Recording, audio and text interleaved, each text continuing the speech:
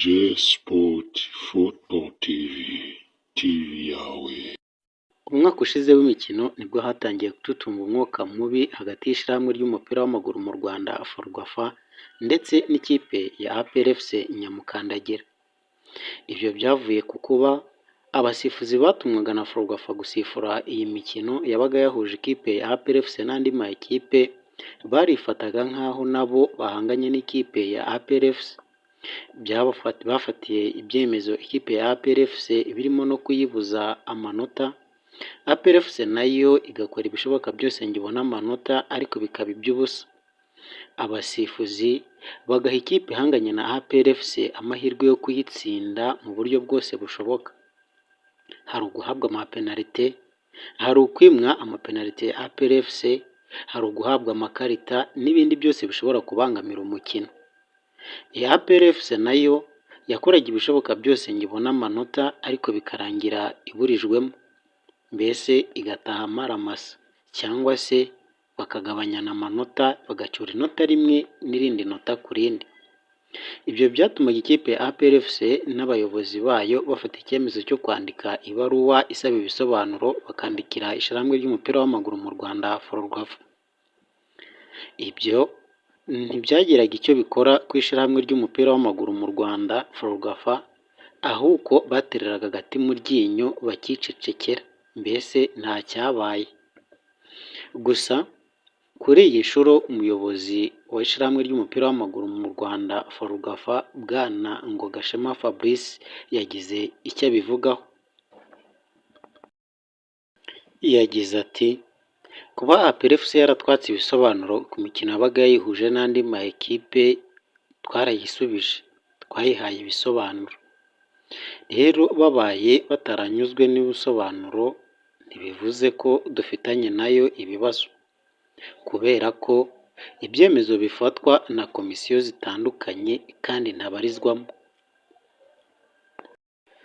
Aya magambo y'umuyobozi w'ishyirahamwe ry'umupira w'amaguru mu Rwanda FERWAFA Bwana Ngogashema Fabrice ashobora kugabanya impaka zari zimaze igihe hagati y'abafana b'ikipe zitandukanye za hano mu Rwanda, by'umwihariko abakunzi ba Nyamukandagira ndetse n'abakunzi ba football by'umwihariko.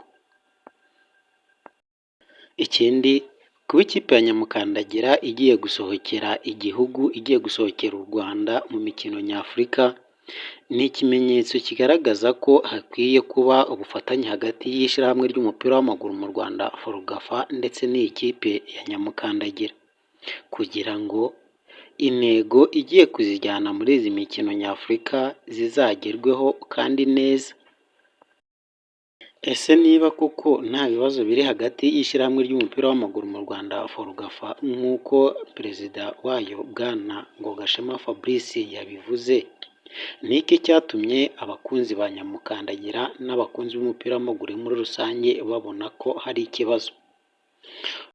Umwanya wa komenti ni mwe washiriyeho, mugende muri komenti mutubwire uko mubyumva.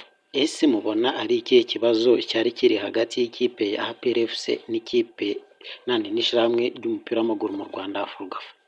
Twandikire muri komenti, kandi niba ukunda umupira w'amaguru kanda subscribe kandi ugume kuri J Sport Football TV ukomeze ugerweho n'amakuru meza kandi yizewe.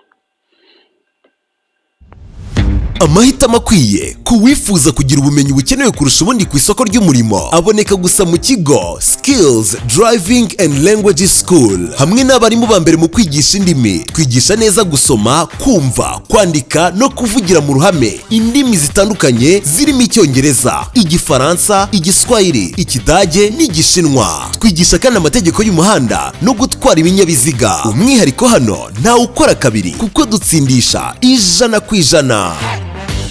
Ngwino kandi tugufashe gutsindira international certificates zirimo IELTS, PTE, Duolingo, DELF, TOEFL n'izindi. Iyo uhisemo kwigira mu ishuri Skills Driving and Languages School, uba witeganyirije kuko twigisha n'imyuga irimo mechanic, culinary arts ndetse n'ububarista. Dufite kandi n'amasomo y'igihe gito short courses. Aya mahirwe ntagucike, dukora iminsi yose kandi ushobora guhitamo kwiga amasaha akubereye. Iyandikisha uyu munsi usanga aho ishuri rikorera i Remera mu Giporoso hafi y'ahahoze KFC. Ushobora no kuduhamagara kuri 07 96 89 79 81. Murakaza neza mu kigo Skills Driving and Languages School.